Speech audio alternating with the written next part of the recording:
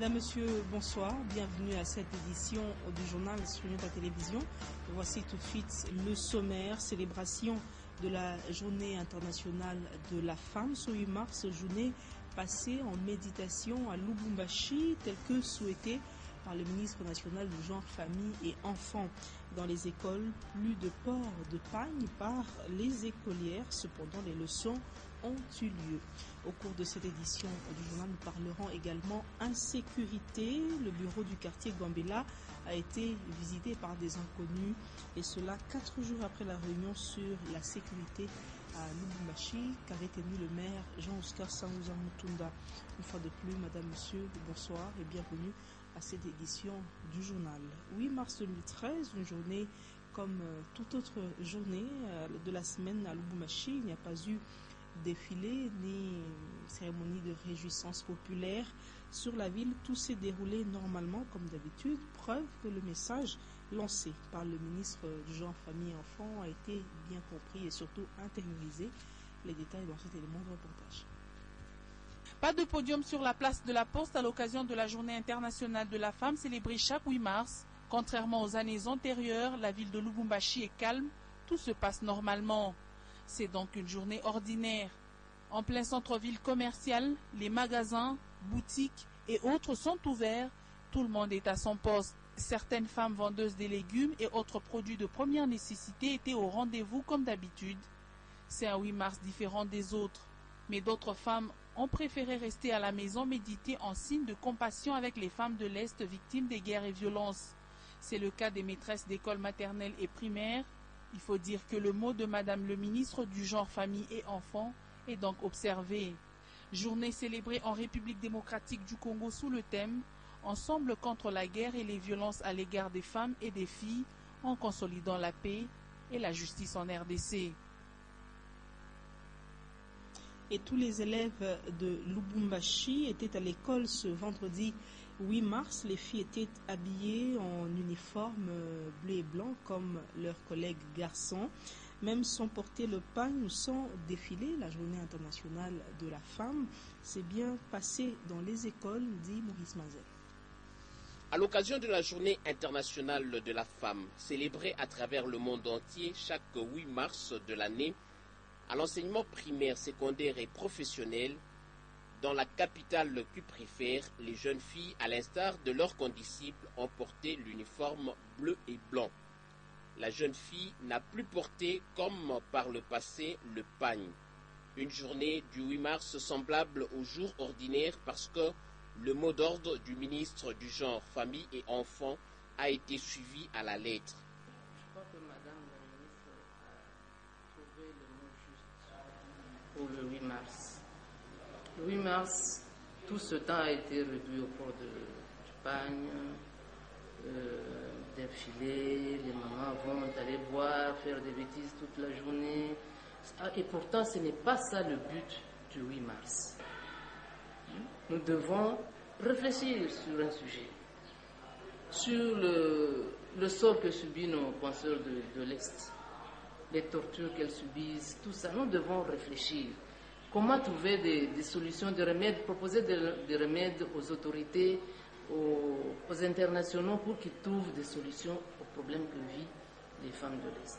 Il y a certaines femmes au niveau de Goma qui à ce moment sont en pleurs, en train de pleurer pour des cas d'être victimes de crimes de guerre.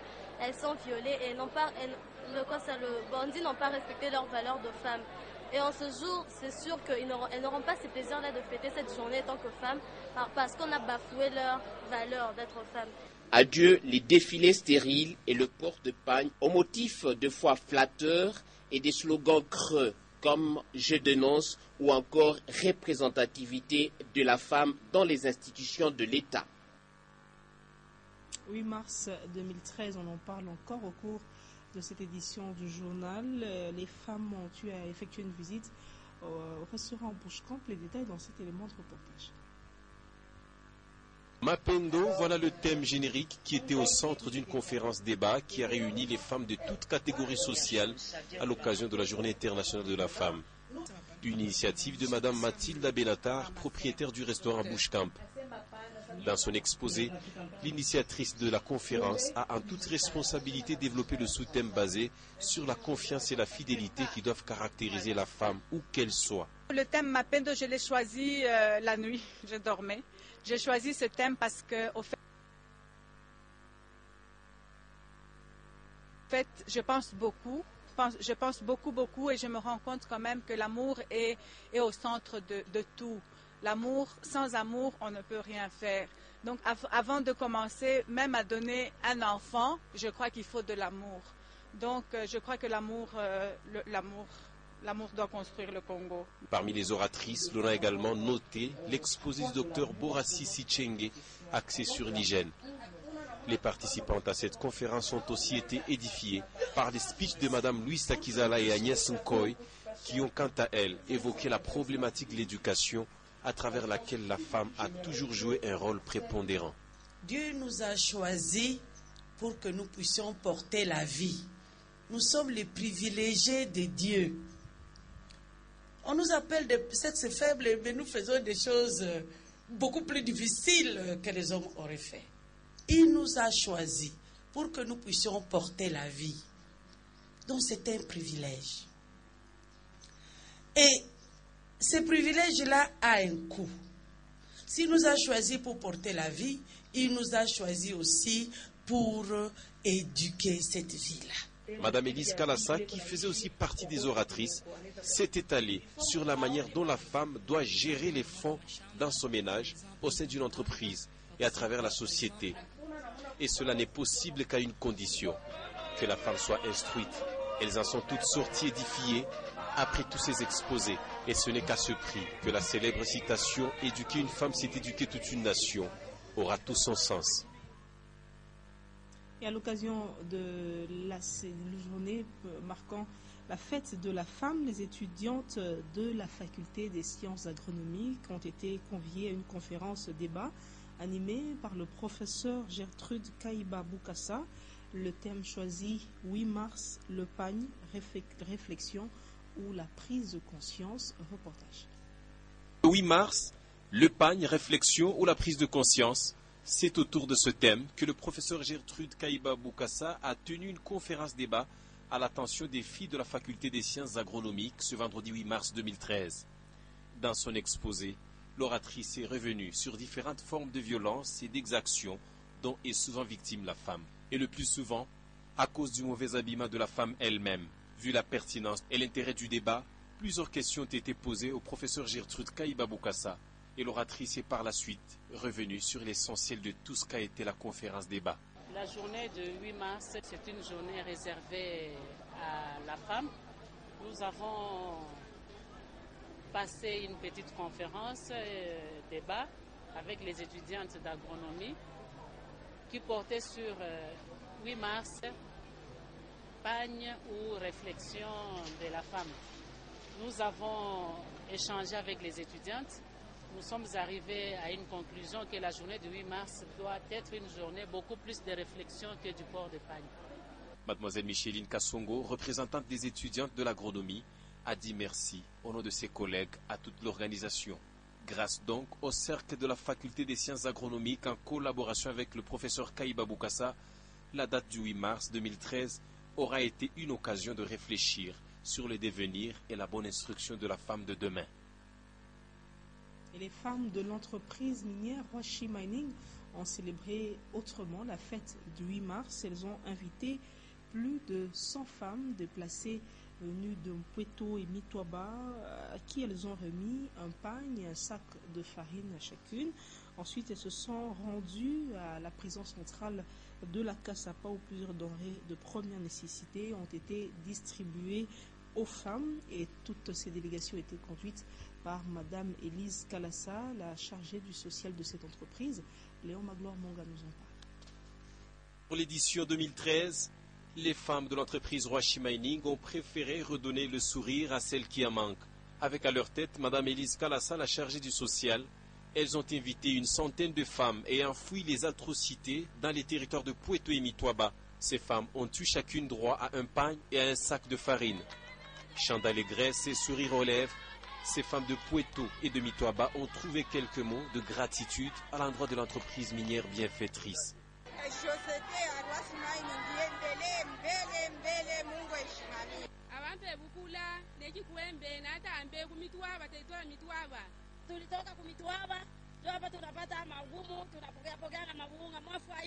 Elise Kalassa a saisi cette opportunité pour lancer un message fort aux décideurs du pays et de la communauté internationale en faveur des femmes victimes de toutes sortes d'exactions en République démocratique du Congo.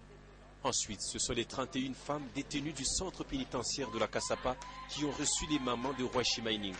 Ici, des mains des travailleuses de cette entreprise minière, chaque détenue a reçu un pagne, un sac de farine, du poisson frais, de l'huile de table également.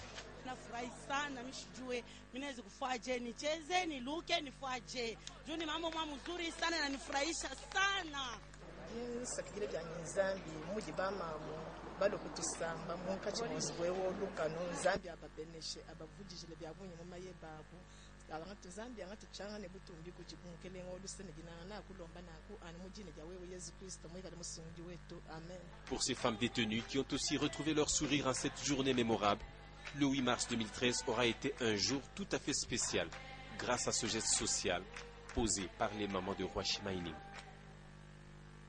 Et les femmes de Nyota Radio et Télévision ont également respecté la décision du ministre national du genre, famille et enfants en se pointant sur les lieux de travail à temps et faisant correctement leur travail. Les détails dans cet événement de reportage. Contrairement aux années antérieures où elles étaient appelées à défiler sur la grande place de la Poste, les femmes de Nyota étaient toutes présentes sur les lieux de travail et chacune à son service. Toutes avaient une pensée pieuse et un regard compatissant envers les femmes victimes des différentes atrocités à l'est de la RDC. Elles se disent avoir bien compris la décision de Madame la ministre en charge du genre, famille et enfants. En tant que femme, aujourd'hui pour le 8 mars, je ne demanderai pas seulement qu'on pense à ces femmes violées, à ces femmes victimes de beaucoup de méfaits, seulement ce jour du 8 mars. Il faut qu'on pense à ces femmes tous les jours. Une femme qui n'est pas stable mentalement, donc tout ce qui vient après ne sera pas bien fait. Ses enfants ne seront même pas bien éduqués. Je pense que maintenant il faut qu'on prie beaucoup pour ces femmes de l'Est, pour qu'elles se sentent aussi libres comme nous autres. Le 8 mars ne veut pas dire journée chômée et payée, hein. C'est une journée de travail comme tout autre. Simplement, on a changé de stratégie.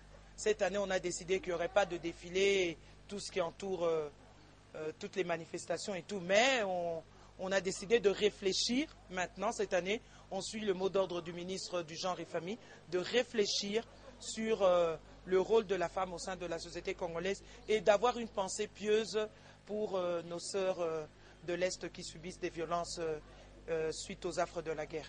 Ensemble contre la guerre et les violences faites aux femmes et aux filles, en consolidant la paix et la justice, tel est le thème qui a été bien compris par les femmes de Nyota qui s'y battent jour et nuit pour la bonne marche du pays en décriant les différentes violences qui se vivent à l'Est, preuve qu'elles ont été des cœurs avec toutes ces femmes. On va changer de chapitre. Les travaux de réhabilitation du bâtiment Grana ont débuté ce vendredi 8 mars. Ces travaux sont financés, vous le savez, par le gouvernement provincial et supervisés par le ministère provincial des infrastructures. Et ces travaux prendront environ 24 mois. Les détails dans cet élément de reportage. Comme promis par le ministre provincial des infrastructures, la semaine passée, les travaux de réhabilitation du bâtiment Grana de Lubumbashi ont bel et bien débuté ce 8 mars. Les travailleurs de l'entreprise qui a gagné le marché étaient visibles sur les chantiers, limités par une corde placée. Les travaux sont financés à 100% par le gouvernement provincial du Katanga et prendront moins de 2 ans selon les contrats programme de réhabilitation de cet immeuble public, présentement dans un état de délabrement très avancé et qui servait d'abri aux inciviques. On s'inquiétait à cause du projet de reconstruction des bâtiments publics de l'État. On avait commencé avec Massibilizana Kamalondo, l'IM, et maintenant c'est le tour des bâtiments Grana, comme vous êtes en train de voir ici. Nous sommes en train maintenant d'installer les chantiers et les travaux vont démarrer tout de suite.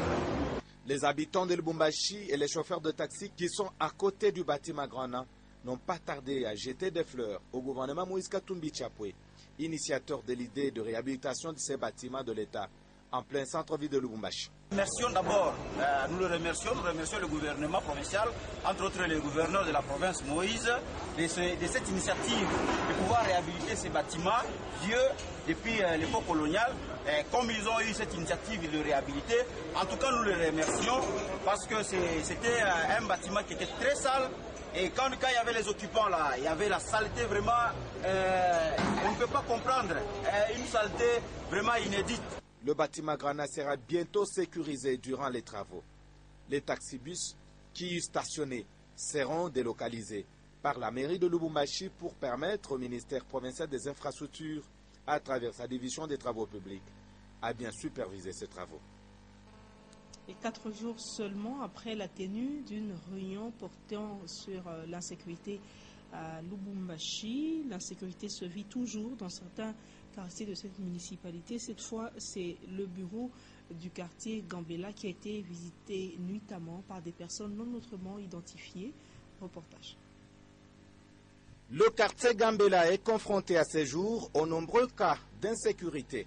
Et même le bureau du quartier vient d'en être victime. Ce bureau a été vandalisé la nuit du jeudi 17 au vendredi 8 mars 2013 par les hommes non autrement identifiés. Des chaises ont été volées, des dossiers et autres biens de bureaux ont été emportés, alors que ce bureau est côte à côte avec celui de la police nationale congolaise. Et même au moment du vol, il n'y avait aucun élément de la police nationale congolaise sur les lieux. Informé de la situation, le maire de la ville, Jean-Oscar Sangouza Mutunda, et une commission d'enquête ont effectué une descente sur les lieux pour constater les vols. Juste après son retour au bureau, le maire a présidé une réunion de sécurité avec le staff dirigeant de la commune de Lubumbashi. Question de redynamiser les méthodes sécuritaires de la commune. Tout responsable impliqué dans ce travail, qui n'a pas fait bien son travail, sera sanctionné. Je crois qu'il n'y a que ça. Donc je suis le garant de la sécurité dans la ville, je suis le garant de maintien d'ordre, je suis le garant de tous les responsables, que ce soit des services techniques, que ce soit de l'administration, de la territoriale. Je crois que tous ceux qui n'ont pas fait correctement le travail par rapport à ce qui vient de se passer à Gambela seront sanctionnés. D'autre part, nous demandons seulement à la population de continuer à nous faire confiance, parce que nous sommes là jour et nuit pour assurer leur sécurité. Au cours de cette réunion, les instructions fermes ont été données au bourgmestre de Lubumbashi et les responsables de la police commis à la sécurité, afin que l'insécurité soit maîtrisée dans différents quartiers de la commune de Lubumbashi. Franchement, un bureau de l'État vandalisé, c'est l'autorité de l'État qui est sapée. Et que dire de la pauvre population? Répondre, qui pourra? Et dans le cadre de la protection de l'environnement, l'ASBL Génération Impact Média a procédé récemment à la pose des affiches de sensibilisation sur l'environnement dans les entreprises minières de la province, cas de la Gécamine, Likasi, Kolwezi et Cambove. L'objectif de cette campagne est de protéger l'environnement tel que souhaité par les autorités et surtout au vu des problèmes, des dangers environnementaux qui pointent à l'horizon. Et on va parler sport, vous le savez, c'est demain que Nyota Télévision, les femmes de Nyota Télévision ainsi que les femmes de Kyondo Télévision vont se rencontrer pour le compte d'un match amical. Eh bien, Nyota Télévision, les séances d'entraînement se poursuivaient et ont donc été clôturées aujourd'hui. Retour sur ces images avec Victor Mambaye. C'est notre dernière séance d'entraînement, comme vous venez de le constater. J'appelle tous les fanatiques de Nyota Télévision, surtout tous ceux qui sont derrière nous, les femmes de Nyota Loisirs. Venez nous soutenir demain au Stade Mazembe pour le choc des titans. Aujourd'hui, c'est la dernière séance d'entraînement. On est en train de se battre pour bien garder notre physique en forme, parce que déjà demain, la rencontre va nous opposer à Kyondo. On va faire tout pour battre cette équipe de Kyondo. Bon, le score sera 1-0. Le match c'est pour samedi 9 mars. Ça sera au stade du tout-puissant Mazembe. hapa na entraînement. Leo ni siku ya mwisho ya entraînement. Kesho ni match 10h, 12h mu terrain ya Mazembe. C'est sûr que tutabaona ba Mkiondo. Parce que tunaboka ni kubaona ka 2-0. Tunabakia barafiki. Mwenemi kutakuwa mu football. Il y a toutes les personnes qui soutiennent les mamans Nyota. Je pense à toutes les personnes qui ont toujours été avec nous pendant les mois de mars pour nous accompagner dans nos activités. Ainsi donc, je n'oublie pas Benjamin Mouteba qui a toujours été là pour nous soutenir, Fofon Konzi, Madame Karine Katoumi. Ainsi donc, je vous invite tous à venir demain nous amener jusqu'à la victoire. Je n'oublie pas les présidents de clubs féminins. C'est l'occasion pour vous rêver de renforcer vos équipes. Venez, vous pouvez avoir des chances de dénicher des talents. Parce que nous sommes là pour la victoire. Parce que nous, les mamans de l'État, nous sommes fortes et nous sommes sûrs de s'imposer demain face aux dames des Kiondo. Et voilà, le rendez-vous est donc pris pour une victoire assurée des dames de Nyota Télévision. Madame, Monsieur, à présent, on va passer à la rubrique lue pour vous. Le traitement de l'actualité nationale, locale et internationale par nos confrères de la presse écrite. Un commentaire d'Antoine Roger Boumou.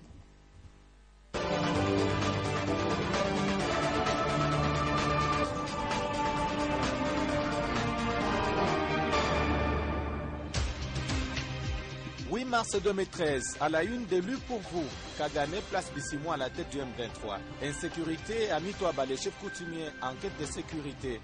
8 mars sans son pagne ni son défilé ne vaut pas sa journée en RDC. Tous ces titres à retrouver au numéro 574 du journal La République. D'entrée des jeux à la page 2, lorsqu'on aborde la question de manigance de Kigali, les confrères écrits.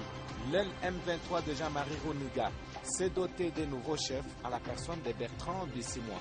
Jusque-là, chef politique et porte-parole du mouvement. Une aile qui s'oppose à celle de Sultani Makenga qui a fait feu de tout bois dernièrement à l'éclatement du conflit qui a opposé ses marionnettes de Kigali sur les sols congolais. C'est justement cette aile de Makenga qui a reçu les faveurs de la facilitation ougandaise en venant requérir sa position sur les négociations de Kampala qui mettent face à face le gouvernement congolais et pseudo-rébellion. Vu sous cet angle, les élucubrations de la bande à Jean-Marie Runiga sont à rire sous cap. 8 mars sans son pagne et à lire à la page 3. Contrairement aux 10 dernières années où cette journée se fêtait avec faste, défilait l'impression d'un pagne spécifique, 2013 est particulier ou exceptionnel. Pas de tapage ou bruit auquel on est habitué. Pour la plupart des femmes interrogées, le 8 mars sans pagne n'en est pas un. 8 mars en RDC ne marche pas sans son pagne. Violence conjugale, ces femmes qui battent leur mari, c'est à la page 5. En cette journée leur dédiée par l'ONU, nombreuses femmes sont coupables. En effet, la femme n'est plus la seule victime des coups portés au conjoint. Dans plusieurs cas, Kinshasa comme ailleurs, c'est elle qui frappe. Et nombreux sont aussi les hommes qui sont battus par leurs femmes. Des enquêtes menées pour ce fait qui n'est pas du tout nouveau sous le soleil, mais qui vaut la peine d'être relevé dans des sociétés où l'homme s'est fait passer pour le sexe fort. Cependant, aujourd'hui, la femme déclare le contraire en prouvant qu'elle est égale à l'homme sur tous les plans. Les hommes battus s'en cachent pour leur personnalité. Exemple de cet homme qui raconte à l'autre « J'ai souffert pendant 5 ans et en décembre dernier, alors que j'étais couché, ma femme est entrée dans la chambre et m'a donné un coup sur la bouche et j'ai perdu 2 dents. » Et les exemples sont les gens. À la 8e page, l'on aborde le dossier de l'insécurité à Mitaba au Katanga. Lors d'un entretien avec le ministre provincial de l'Intérieur, décentralisation et affaires coutumières, Jean-Marie Dikanga Kazadi, le chef coutumier de ces territoires, ont sollicité le concours du gouvernement provincial du Katanga pour neutraliser les forces négatives qui déstabilisent cette entité. À cette occasion, le ministre Dikanga Kazadi a rassuré ses hôtes que le gouvernement provincial a déjà mobilisé tous les moyens possibles et stratégies pour lutter contre cette force négative qui sème la terreur et la désolation au sein de la population. Merci d'avoir suivi ce numéro de Luc.